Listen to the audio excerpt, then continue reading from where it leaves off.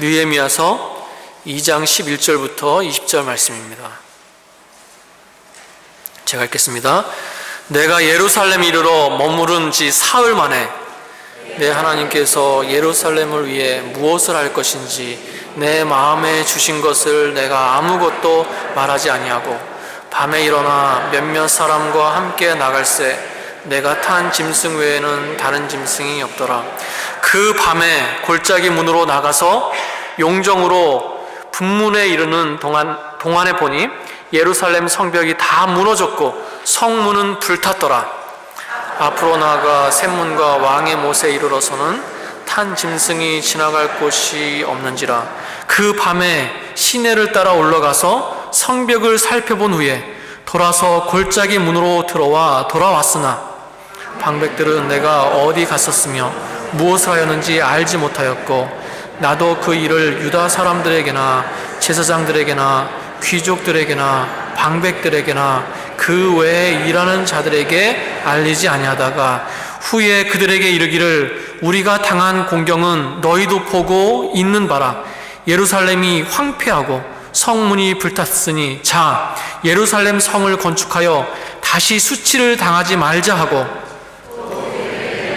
선한 손이 나를 도우신 일과 왕이 내게 이른 말씀을 전하였더니 그들의 말이 일어나 건축하자 하고 모두 힘을 내어 이 선한 일을 하려 하매 호론 사람 산발랏과 종이었던 암몬 사람 도비아와 아라비아 사람 게셈이 이 말을 듣고 우리를 업신여기고 우리를 비웃어 이르되 너희가 하는 일이 무엇이냐 너희가 왕을 배반하고자 하느냐 하기로 내가 그들에게 대답하여 이르되 하늘의 하나님이 우리를 형통하게 하시리니 그의 종들인 우리가 일어나 건축하려니와 오직 너희에게는 예루살렘에서 아무 기업도 없고 권리도 없고 기억되는 바도 없다 하였느니라. 아멘. 아멘.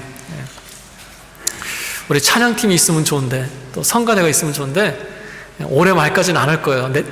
올해 말까지는 우리 아무것도 안 할 겁니다. 예배만 드릴 거예요. 예배만. 그래서 이렇게 제가 한번 실수하면 계속 실수해요. 너그럽게 이해해 주시고 우리 예배에 좀 집중할 수 있는 그런 시간이 됐으면 좋겠습니다.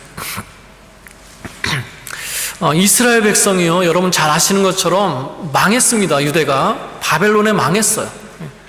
그래서 유대인들이 4번에 걸쳐서 포로로 잡혀갑니다. 그리고는요 그 바벨론조차도 또다시 망해서 페르시아에게 망해서 이제 나라가 바뀝니다. 여전히 포로의 삶을 사는 거죠. 이제는 나라 잃은 백성으로 포로의 그런 삶을 살아가는 그 이스라엘 백성을 우리가 보게 됩니다.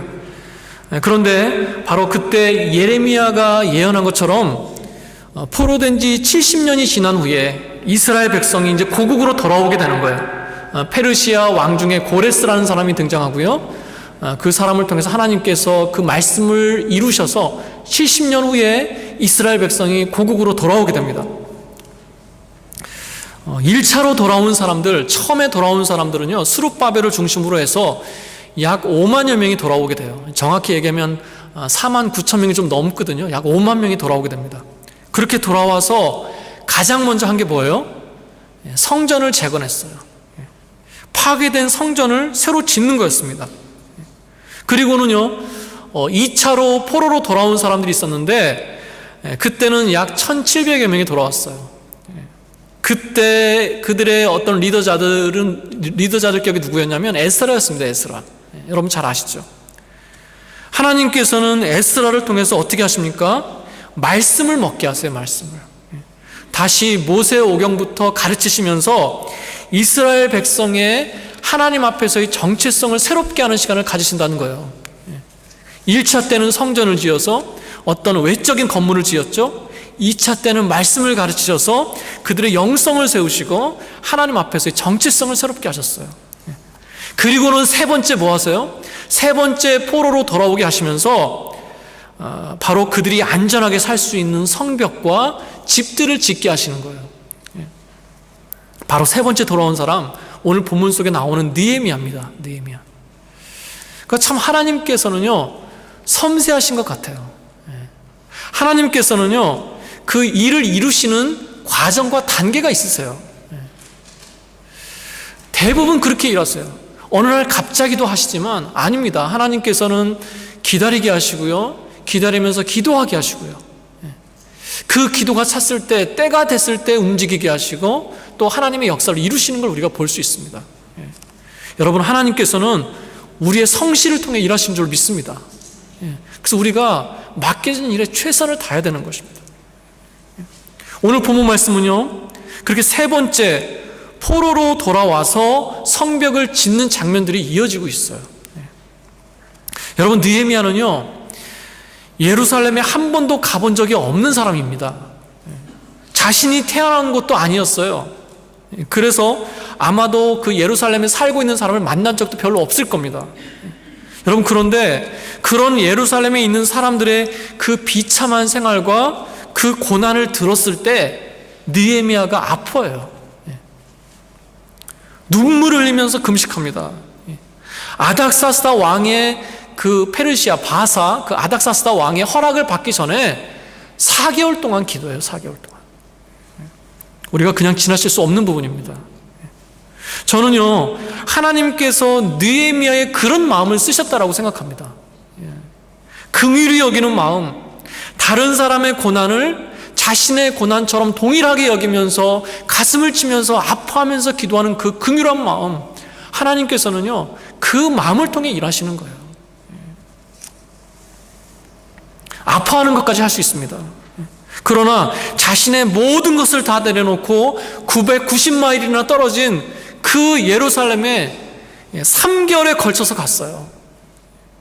정말 그 마음이 불타오르지 않는다면, 그 마음이 뜨겁지 않다면, 사랑하고 사모하는 마음이 없다면 할 수 없는 행동이었습니다. 여러분, 느헤미야는 술 따르는 관원이었죠. 우리가 참 잘 알고 있죠. 우리가 좀 쉽게 여길 수 있는데, 당시에는요, 이 술 따르는 관원은 재상보다 힘 있는 사람이었습니다. 권력을 가진 사람이었어요.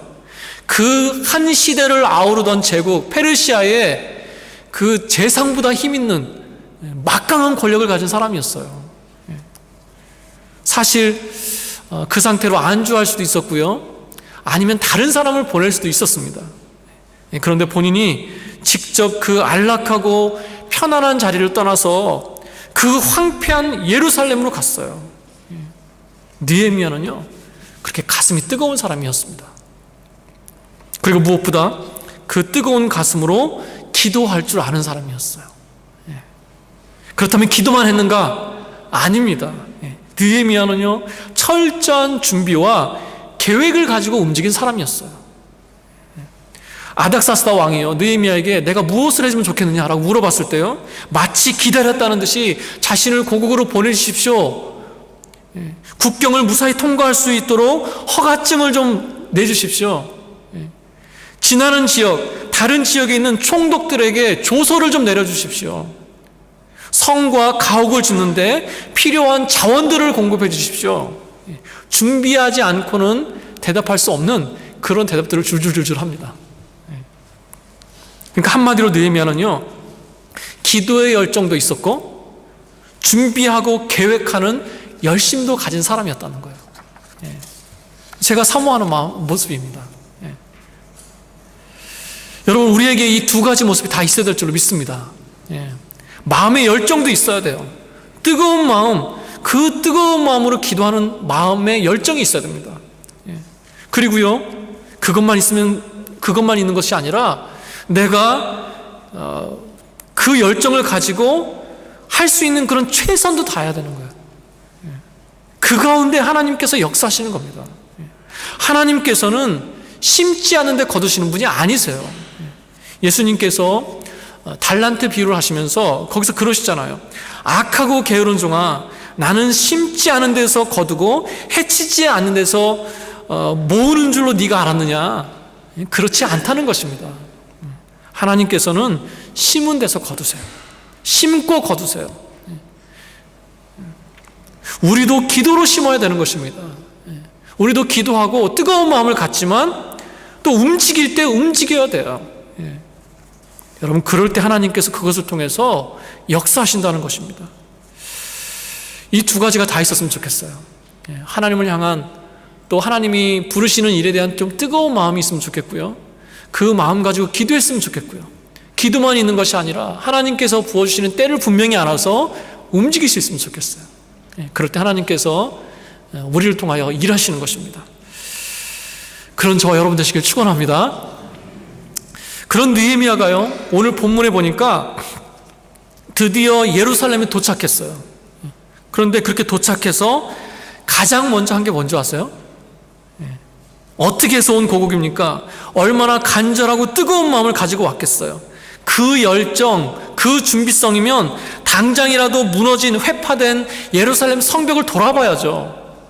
그리고 빨리 파악해서 계획하면서 이제는 움직여야 되지 않겠습니까? 그런데 11절 말씀을 보니까 예루살렘에 도착해서 가장 먼저 한 것이 뭐냐면 3일 동안 머물렀다는 거예요. 3일 동안 그 자리에서 머물렀대요. 한마디로 말하면 아무것도 하지 않고요, 그냥 머물렀어요. 멈춰 섰다는 것입니다. 그리고 기다렸어요. 무엇을 기다렸습니까? 12절을 보니까 무엇을 할 것인지 내 마음에 주신 것을 이렇게 얘기합니다. 우리 예전에 그 개역 한글 성경을 보면요, 이렇게 표현하고 있어요. 내 하나님이 내 마음에 감하사. 그러니까 뭘 기다린 거예요? 하나님의 감동 주심을 기다린 거예요.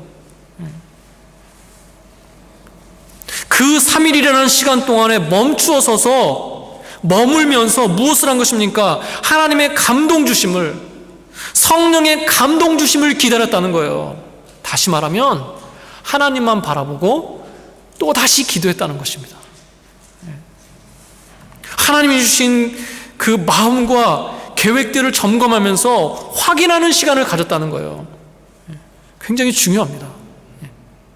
막 달려왔어요. 그리고 이제 해야 될 일이 뻔해요. 남겨진 일들이 빤합니다. 이제는 움직여야 되고 이제는 시작해야 되는데 그때 모든 것을 다 멈춰두고 움직이지 않고 기도하면서 성령께서 마음에 감동 주시기를 기다렸다는 거예요. 여러분, 바울 보세요. 복음을 전하기 위해서 소아시아에 가기를 그렇게 힘썼습니다. 지금의 터키 지역이죠. 소아시아에 가기를 그렇게 힘썼어요. 복음을 전하기 위해서. 그런데 자꾸 하나님께서 막으세요. 그러면서 자꾸 하나님께서 몰고 가시는데 어디로 몰고 가십니까? 유럽으로 몰고 갔어요. 그러면서 결국 성령의 부르심 가운데 유럽의 관문이라고 할 수 있는 빌립보에 가지 않습니까? 빌립보에 도착했어요. 성령님께서 가게 하셨어요. 꿈을 통해서 보여주셨어요. 본인도 확신했어요.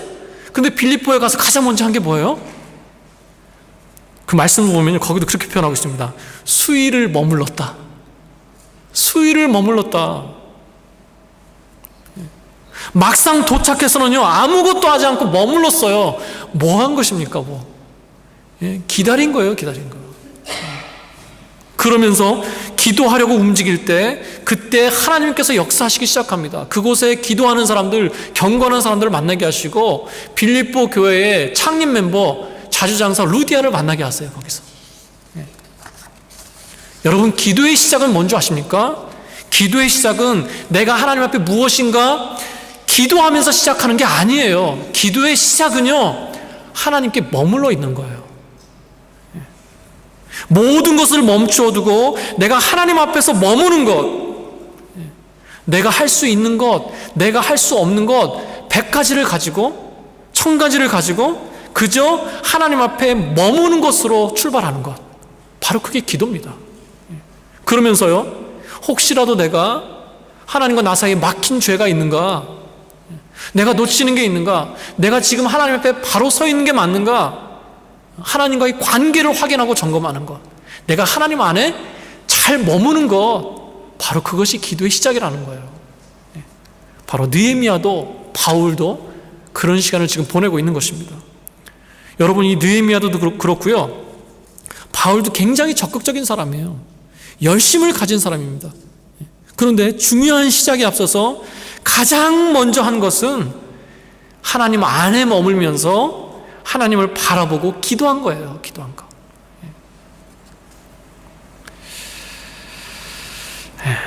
아버지의 마음을 이 마음에 담기 위해서, 또 성령의 감동을 채우기 위해서 기다렸다는 것입니다. 여러분, 이런 시간이요 너무너무 중요해요. 우리가 살아가면서. 이것은요, 이 일의 주관자가 누구이신지를 명확하게 하는 것입니다. 내가 무엇인가 할 수 있음에도 불구하고 하나님 앞에서 무릎 꿇고 멈추는 것, 기다리고 성령의 채워주심을 기다리는 것, 그것은요 이제는 이 일이 나의 일이 아니라 하나님의 일 되심을 선포하는 것입니다. 하나님께서 하셔야 된다고 인정해 드리는 거예요. 우리에게 이런 기도의 시간이 있어야 된다는 것입니다. 느헤미야는요, 자신의 눈으로 무엇인가 파악하기 전에, 그리고 그곳에 살고 있는 이미 있는 사람들의 그 의견을 듣기 전에 먼저 하나님 앞에 나가서 하나님의 뜻을 구하고 있어요. 왕의 허락도 받았습니다. 자신에게 할 수 있는 힘도 있어요. 총독이에요. 하나님께서 하시는 일이라는 간증도 있고 확신도 있었습니다. 이제는 치고 달리고 시작할 수 있는데, 뭐라도 할 수 있는데 그 순간에 모든 것을 멈춰두는 것, 그리고 하나님을 바라보는 것, 사실 이게요 말은 쉬운데 참 쉽지 않아요. 어렵습니다. 자신의 의욕이 앞설 만한 때에 의욕이나 감정으로 움직이는 것이 아니라 하나님의 음성 듣기를 힘쓰는 것. 하나님, 이게 맞습니까? 하나님이 원하시는 겁니까? 아버지께서 기뻐하시는 것입니까? 라고 귀 기울이려고 하는 것.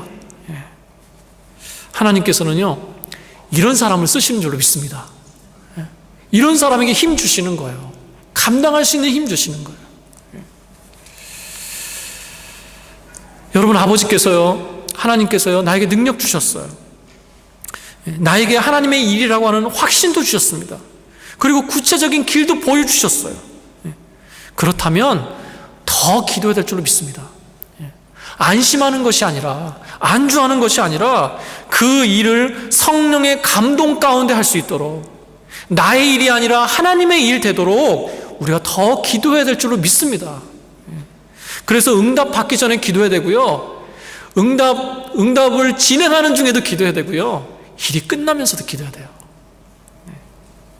저는 새소망교회가 먼저 무엇인가 하기 전에 하나님 안에 머물러 있는 그런 교회 되기를 사모합니다. 무엇보다 좀 기도가 가득 채워져 있는 그런 교회가 되기를 사모합니다. 제가 그 찬양 끝나고 통성기도 하잖아요. 여러분, 기도의 색깔이 조금씩 바뀌는 거 아십니까?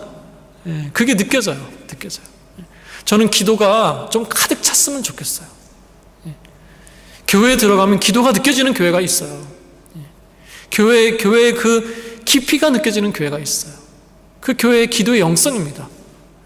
저는 새소망교회가 좀 기도를 많이 하고요, 기도가 가득 채워져 있는 교회가 됐으면 좋겠어요. 여러분 가정도 그렇습니다. 여러분의 가정이 기도가 가득 채워져 있는 교회가 되기를 축복합니다. 내 분주함과 내 복잡한 생각을 다 내려놓고 성령께서 감동 주시기 전까지, 가득 채우시기까지 기도하는 것. 만약에 내가 성령으로 일하는 것 같지 않다면, 하나님이 주시는 그런 은혜나 감동으로 일하는 것 같지 않다면 멈추어 두고요, 다시 돌아가야 돼요. 어디로요? 하나님 안에 머무는 곳으로, 아버지 안에 머무는 곳으로 다시 가야 돼요. 그럴 때 하나님께서 확신도 주시고요, 새롭게 할 수 있는 힘을 주십니다. 그래야만 우리가 담대하게 기쁘게 그 모든 일들을 감당할 수 있는 거예요. 여러분, 지금 우리는 어떤 시간입니까? 하나님 안에 머무는 시간이에요. 예배하면서 하나님을 만나는 시간입니다.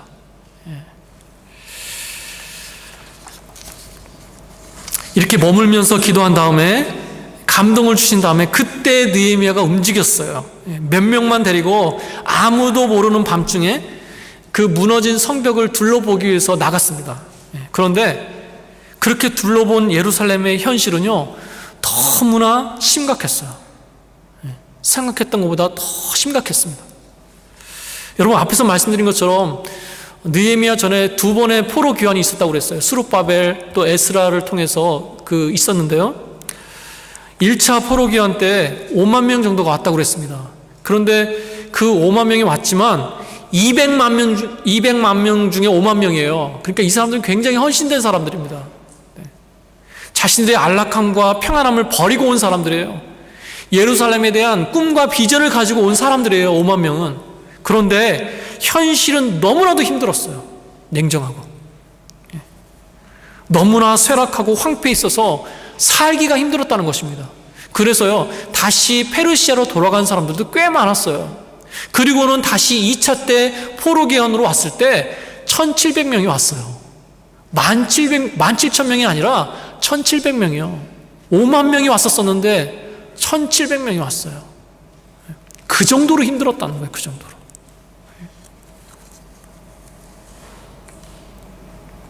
그리고는 느헤미야가 돌아왔는데, 물론 다른 곳에 흩어져 살았겠지만 예루살렘에 남아있는 사람들이요, 불과 한 4천여 명 정도밖에 안 됐습니다. 그것도 겨우 살고 있어요. 여러분, 어땠는지 상상이 되시죠? 느헤미야가 와서 보게 된 현실은요, 정말 현실이었어요. 비참하고 심각한 모습이었습니다. 13절 14절에 오늘 말씀처럼 표현하고 있는데, 성벽은 다 무너져 있고요, 성문은 불타서 흔적도 없고요, 심지어 타고 다니는 동물이 다닐 수 있는 길조차도 없는, 마치 오늘 설교 제목처럼 쓰레기 더미 같은, 완전히 회파되어 있는 그런 예루살렘을 보게 된 것입니다. 여러분, 근데 그때 느헤미야가 그 모든 것을 돌아본 후에 뭐라고 얘기합니까? 17절입니다. 우리가 당한 공경은 너희도 보고 있는 바라. 너희도 아는 바다, 이 말이에요. 느헤미야는요, 모든 것을 돌아보고 현실을 그대로 인정합니다. 인정하면서, 그러나 현실에 주눅들지 않고요, 현실 속에 실망하고 낙심하지 않습니다. 왜 그렇습니까? 하나님 앞에 머물면서 기도했기 때문에 그래요. 믿음 가운데 확신하고 일어났기 때문에 그래요. 그리고는요, 믿음의 눈으로 얘기하는 거예요. 지금 이스라엘 백성이 보고 있는 현실이나 느헤미야가 보고 있는 현실이나 다 아는 바예요. 더할 것도 감할 것도 없습니다. 그대로예요. 다르지 않습니다. 그러나 느헤미야는 그 현실 속에서 뭘 얘기하고 있어요? 소망을 얘기하고 있어요. 소망. 현실이 나에게 강요하고 있는 그 시각으로 보는 것이 아니라 하나님의 시각을 가지고 믿음으로 바라보고 있어요. 쓰레기 더미에 서서 소망을 바라보고 있다는 것입니다. 다시 한번 그 회파된 곳에서 세워진 성벽을 미리 보면서 꿈꾸면서 바라보고 말하고 있어요. 이게 뭡니까? 이게 믿음이에요. 이게.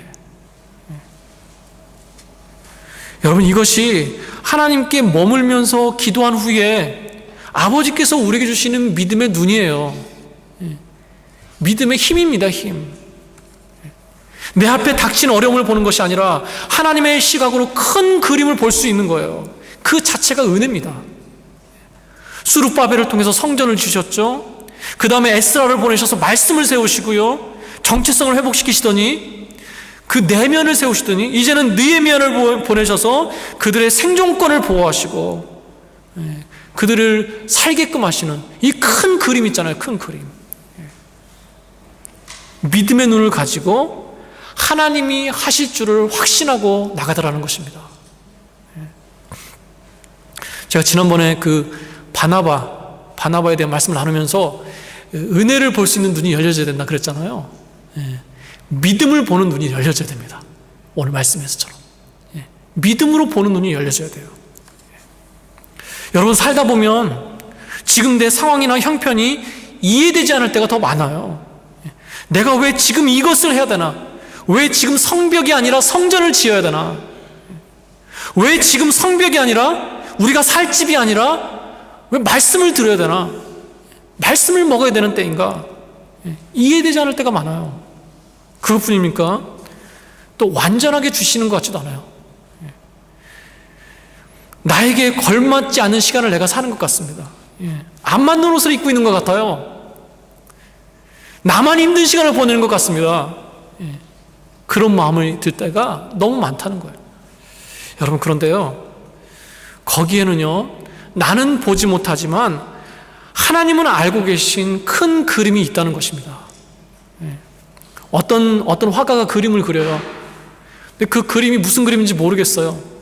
한 10% 그렸는데 도무지 무슨 그림인지 모르겠습니다. 한 20% 정도 그렸어요. 그래도 모르겠어요. 한 반 이상 그리면 좀 알아볼 수 있을까 했는데 반 이상 그렸는데도 그래도 모르겠습니다. 80% 90% 그렸습니다. 이제는 좀 뭔가 알 것 같은데 확신하지 못하겠어요. 비로소 그 화가가 완전히 그림을 그린 후에야 그 그림이었구나, 그 뜻이었구나, 마치 그렇게 알 수 있는 것처럼 여러분, 하나님께서 하시는 일은 마치 그거와 같아요. 모르겠습니다. 왜 지금 이렇게 하시는지 모르겠어요. 그러나 하나님께서 그 그림을 다 그리시고 마침표를 찍으셨을 때 그래서 그러신 거구나, 하나님의 뜻은 거기 있었구나, 참 하나님 감사하구나, 바로 그것을 느끼게 하시더라는 것입니다. 여러분, 그래서요, 우리는 두 가지 중에 하나를 구해야 돼요. 반드시 두 가지 중에 하나를 구해야 됩니다. 하나는요, 하나님, 나에게 하나님의 시각을 갖게 해주십시오. 내가 분별할 수 있게 해주십시오. 이 기도를 하든가, 또 하나는 하나님, 이 모든 것이 하나님의 섭리와 선한 뜻 가운데 있다라고 하는 믿음을 나에게 주십시오. 그러니까 지금 나에게 주신 것이 나에게 가장 합당하고 하나님이 원하시는 것이라는 것을 믿는 믿음을 주십시오. 이 두 가지 중에 하나를 구해야 돼요. 분별하게 하시든지 아니면 이것을 믿는 믿음을 주시든지. 여러분, 아브라함과 그 조카 롯이요, 이제 소유가 많아지니까 자꾸 그 속한 사람들이 부딪히고 싸우게 됐어요. 그래서 어떻게 합니까? 높은 곳에 올라가서 살 곳을 선택하지 않습니까? 롯이 어디를 선택했어요? 물이 넉넉하고 가축 키우기에 너무 좋은 땅을 선택했어요. 얼마나 좋았냐면 말씀을 보니까 여호와의 동산 같고 에덴 동산 같았다, 그렇게 얘기합니다. 에덴 동산 같을 정도로 보기 좋았어요. 여러분, 사실 지금 똑같은 곳에서 똑같은 곳을 보고 있는데 아브라함이라고 그 땅을 못 받겠습니까? 그곳이 좋아 보이지 않았겠어요? 좋아 보였을 거예요. 그런데 섭섭해하지 않고요, 그 땅을 양보했습니다. 그리고는 롯이 떠나고요, 떠난 후에 하나님께서 어떻게 하십니까? 하나님께서 다시 한번 얘기하세요. 너는 눈을 들어 너 있는 곳에서 동서남북을 보라. 똑같은 장소에서 똑같이 눈으로 똑같이 보고 있는데 하나님이 보여주시는 것으로 보니까 그것이 다 축복의 땅이고 약속의 땅이더라는 것입니다. 여러분, 이 차이를 아십니까? 하나님이 보게 하시는 것으로 보니까 똑같이 본 것인데 다른 거예요. 오히려 내 눈으로 바라보고 선택했던 롯이 보았던 그 보기 좋았던 땅, 거기에 뭐가 있습니까? 소돔과 고모라가 있는 땅 아닙니까? 결국 망하는 땅이었어요. 여러분, 하나님께서 보게 하시는 것을 보는 것, 그것이 진짜 은혜인 줄로 믿습니다. 그것이 축복이에요. 그저 내가 좋아하는 것으로 보는 것이 아니라 하나님이 보게 하시는 그 동서남북을 보기를 원하는 것, 그렇게 보는 것, 우리가 그런 영적인 눈을 사모해야 될 줄로 믿습니다. 하나님께서 보여주시는 동서남북을 보게 해주십시오. 우리가 그렇게 기도해야 돼요. 느헤미야는요, 백성들이 무엇이 문제인 줄 알았어요. 믿음이 무너지고 하나님에 대한 확신과 신뢰가 무너져 있다는 것을 알았습니다. 여러분, 앞서 말씀드린 대로 에스라가 예루살렘에 와서 영적 각성운동을 했다고 그랬죠. 그들 가운데 있는 우상을 제거하고요, 이방인들과 결혼하는 것을 회개하고 금지시키고요, 또 그들 가운데 말씀을 선포하면서 가르쳤습니다. 새롭게 됐어요. 그러면서 사실 그때 성벽 재건을 시작했습니다. 느헤미야 때 갑자기 한 게 아니에요. 그때 이미 성벽 재건을 시작했어요. 그때 백성들의 마음속에는요, 그 일이 하나님께서 시작하신 것이라는 확신이 있었습니다. 하나님께서 형통하게 하심을 느꼈어요. 여러분, 그런데 마귀는 그 꼴을 보지 못하죠. 그냥 놔두지를 않습니다. 가만두지 않아요. 당시에 그 성벽을 짓는다는 것은 이 생존권에 연관되어 있는 거예요. 그러니까 어떤 한 공동체, 어떤 한 국가의 그 자주권을 상징하는 거였습니다. 그래서 성벽을 짓기 시작하니까 주변에 있는 민족들이 싫어하고 견제하고 막 방해하기 시작하는 거예요. 그래서 어떻게 했습니까? 페르시아 왕에게 상소를 올려서 중상모략을 합니다. 저들이 저렇게 성벽을 쌓고 나중에 반란을 꾀하려고 합니다. 다른 속셈이 있어서 저기 성벽을 짓는 것입니다. 그렇게 중상모략했어요. 그래서 당시에 페르시아 왕 바사왕이 그 모든 것을 중단시킵니다. 그렇게 중단되었을 때, 그때 이스라엘의 예루살렘에 그 대적들이 쳐들어와서요, 그나마 지었던 성벽도 무너뜨리고요, 그 성문도 불태우는 거예요. 완전히 그냥 불태웠어요. 실패했습니다. 그 성벽이 무너지고 불탔을 때 그 이스라엘 백성의 마음과 확신도요, 믿음도요, 그때 무너졌어요. 우리가 회개했는데, 말씀으로 새롭게 됐는데 도대체 그 의미가 뭐지? 우리가 하나님의 뜻으로 시작한 성벽 재건인데 정말 이게 하나님의 뜻이 맞긴 맞는 거야? 의구심이 들면서 그 마음이 쓰러졌어요. 낙심했어요. 여러분, 그 상태로 몇 년이 갔습니까? 12년이 갔어요. 12년이. 느헤미야는요, 이스라엘 백성의 마음에 무엇이 문제인지 정확하게 봤어요. 백성들의 확신이 흔들린 걸 알았습니다. 성벽이 무너졌기 때문에 힘든 것이 아니라, 먹고 살기 힘들기 때문에 힘든 것이 아니라, 그들 마음 가운데 하나님에 대한 신뢰와 확신이 무너진 거예요. 여러분, 그렇지 않습니까? 우리가 사람 때문에 힘들 때 있잖아요. 어떤 관계가 깨어져서 힘들잖아요. 여러분, 교회에 대한 상처를 받지 않습니까? 그런데 그것 때문에 힘든 거 맞습니다. 그런데 본질을 들여다보면요, 그것으로 인하여 무엇이 깨졌어요? 내가 하나님과의 관계가 깨졌을 때가 있어요. 하나님과. 기쁘지가 않은 거예요. 내가 예배 드리는데 하나님을 만나지 못하는 거예요. 누구를 판단하고 정죄하는 것 때문에 하나님을 순수하게 바라보지 못하게 될 때, 그것 때문에 내가 힘들기 시작하는 것입니다. 그들을 대적하는 사람 때문에 힘든 것이 아니라 그들의 믿음이 무너지고 하나님에 대한 확신과 신뢰가 무너졌을 때 그것 때문에 힘든 걸 알았다는 거예요. 느헤미야는. 그래서요, 느헤미야는 그 어떤 방법도 아닌 바로 하나님의 계획과 뜻하심을 다시 한번 상기시켜줍니다. 그 쓰레기 더미 위에 서 있는 것 같은 현실 속에서 믿음의 눈으로 확신을 가지고 말하는 거예요. 그게 뭡니까? 바로 18절입니다. 18절. 또 그들에게 하나님의 선한 손이 나를 도우신 일과 왕이 내게 이른 말을 전하였더니, 총독의 권위로서 명령하지 않아요.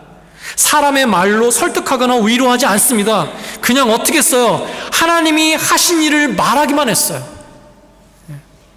전하기만 했습니다. 하나님이 하신 일과, 그래서 하나님이 가지신 뜻을 분명히 얘기했어요. 그랬더니 어떻게 됐다고요? 그들이 마음에 힘을 얻고 힘을 내서 성벽 짓는 일을 시작했다는 것입니다. 여러분, 느헤미야에게요, 이 성벽 짓는 일은 그냥 되면 좋고 안 되면 어쩔 수 없는 그런 일이 아니었어요. 방금 말씀드린 것처럼 에스라 때 성벽 짓는 걸 멈추게 한 왕이 누구였는지 아세요? 아닥사스다 왕이었어요. 느헤미야를 보낸 왕이 누구였어요? 아닥사스다 왕이었어요. 여러분, 당시에 페르시아에서는요, 왕이 결정한 것을 번복하는 것은 반역행위였습니다. 반역행위. 그래서 왕이 한번 결정한 것을 바꿀 수가 없었어요. 그런데 느헤미야는 그걸 바꾼 거예요. 목숨을 건 것입니다. 목숨. 죽으면 죽으리라는 그 마음으로 왔는데, 그렇게 해서 여기까지 왔는데 눈앞에 있는 현실은 너무나 심각하고 다 무너져서 황폐한 거예요. 예루살렘에 남겨진 사람도 얼마 없을 뿐더러 그들의 마음에서조차 소망이 없어요. 대적들은 여전히 두 눈 시퍼렇게 뜨고 틈만 노리고 있습니다. 그때 그 모든 상황을 일축하는 한마디, 그 믿음의 한마디가 뭐였어요? 하나님께서 나를 여기에 보내셨다라는 것입니다. 하나님께서 나를 여기에 보내셨다. 이 일은 하나님의 일이다. 이 일이 어떻게 시작됐는지 간증하기 시작했습니다. 하나님께서 보여주신 기적과 인도하심을 간증했어요. 그래서 이 일은 분명히 하나님의 일이고 하나님의 뜻이 있는 일이다. 그것을 바로 이스라엘 백성에게 전한 것입니다. 여러분, 총독인 내가 정치적으로 하는 일이 아니라, 가지고 온 물품이나 구비된 환경을 가지고 내가 일하려고 하는 것이 아니라 바로 하나님이 시작한 일이기 때문에 내가 한다. 바로 그것을 선포하고 있다는 것입니다.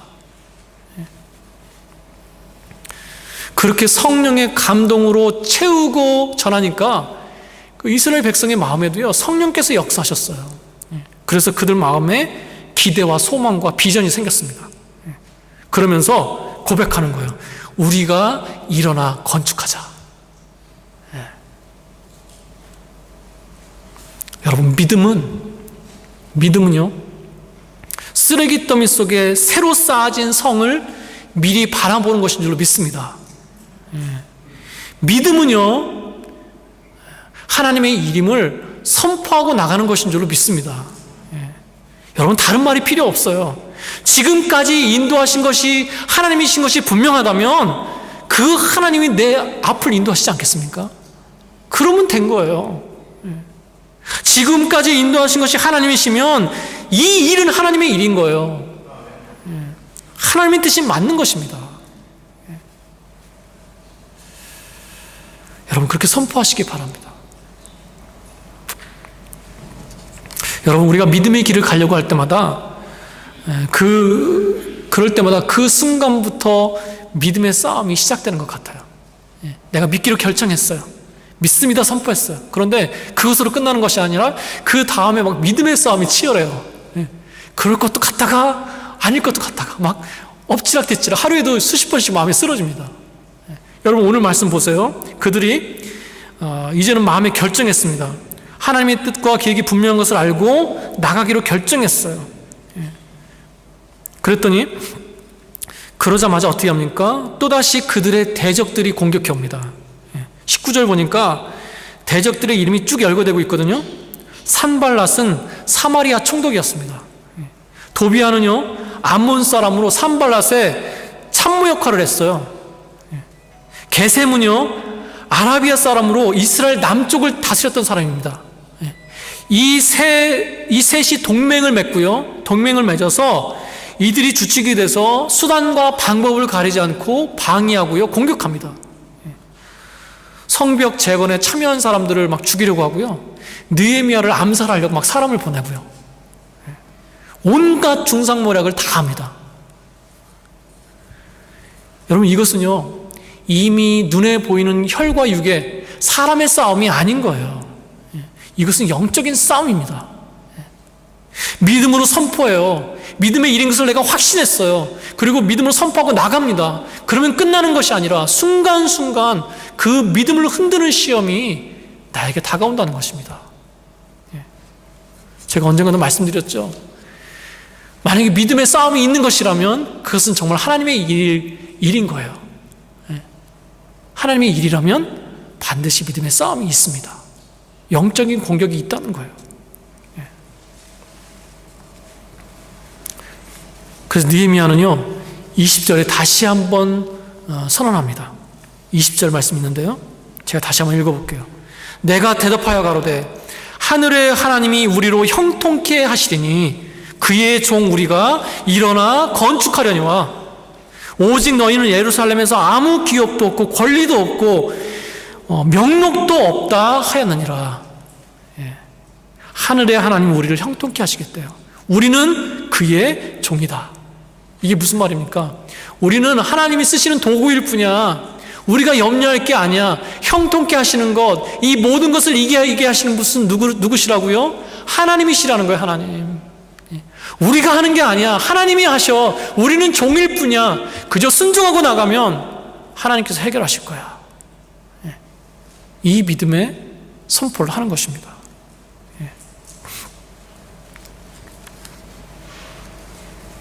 하나님께서 형통하게 하실 것이다. 여러분, 우리가 만나는 그 장애들 있잖아요. 우리의 삶의 장애물들, 어려움들, 마치 쓰레기더미에 서 있는 것 같은 그런 지극히 현실적인 어려움들, 바로 그 가운데 이 선언을 하시길 바랍니다. 하나님께서 나로 형통케 하시리라. 왜요? 나는 하나님의 자녀이기 때문에, 나는 하나님의 종이기 때문에 하나님께서 여기까지 인도하셨으면 하나님께서 앞으로 인도하실 것이다. 형통케 하실 것이다. 선언하세요. 선포하시기 바랍니다. 여러분, 에스라가 성벽을 재건하는데 실패한 지 12년이 지났다고 했습니다. 1차로 포로 기원한 수룹바벨 때로 따지면 100년이 지났어요. 에스라로 따지면 12년이 지났습니다.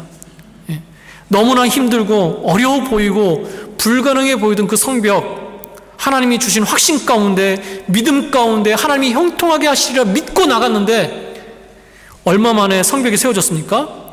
52일 만에 세워졌습니다. 2달도 안 됐어요. 52일 만에 성벽이 세워졌어요. 기적 아닙니까? 기적. 여러분, 이것이 하나님께 맡겨드리고 하나님 일 되게 하고 하나님의 그 일하심을 선포하고 믿음으로 나간 그 일의 결과예요. 결과. 여러분, 변화를 사모합시다. 내 삶에 오래된 그런 불가능한 일들이 있어요. 12년 된, 수년이 된, 여전히 그것만 생각하면 마음이 답답하고 무거운 그런 일들 분명히 있습니다. 여러분, 그 위에 서서 소망을 선포하세요.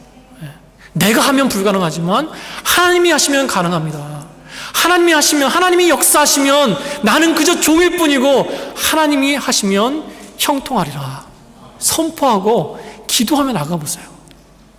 그 자리에 머물러서 하나님 앞에 머물러 보세요. 그러면 하나님께서 내 해묵은 그 어려움들 있잖아요. 그 지치게 하는 것들, 바로 그것을 변화시키실 줄로 믿습니다. 하나님이 하시면 되는 줄로 믿습니다. 아멘. 제가 오늘도 2가지 말씀드렸어요. 많이 말씀드리지 않습니다. 왜냐하면 한 가지라도 붙들고 한 주를 살기 위해서 2가지 말씀드렸는데, 첫 번째는 하나님 안에 머물러라. 하나님 안에 머물면서 기도하라. 2번째는 쓰레기 더미 같은 위에 있는 그런 현실 속에서 믿음의 눈을 가지고 믿음으로 선포하라. 믿음으로 선포하라. 믿음의 싸움을 싸워나가라. 그러면 하나님께서 우리에게 은혜 주실 줄 믿습니다. 하나님이 하시면 됩니다. 형통케 하신 분은 아버지십니다. 나는 아버지의 자녀고 종입니다. 한 주간 동안 살아가시면서 그 자리에서 그렇게 선언하시고 선포하시기 바랍니다. 그러면 변화가 나타날 줄 믿습니다. 그걸 경험하시는 저 여러분 되시길 주님의 이름으로 축원합니다. 아멘. 우리 기도하시겠습니다.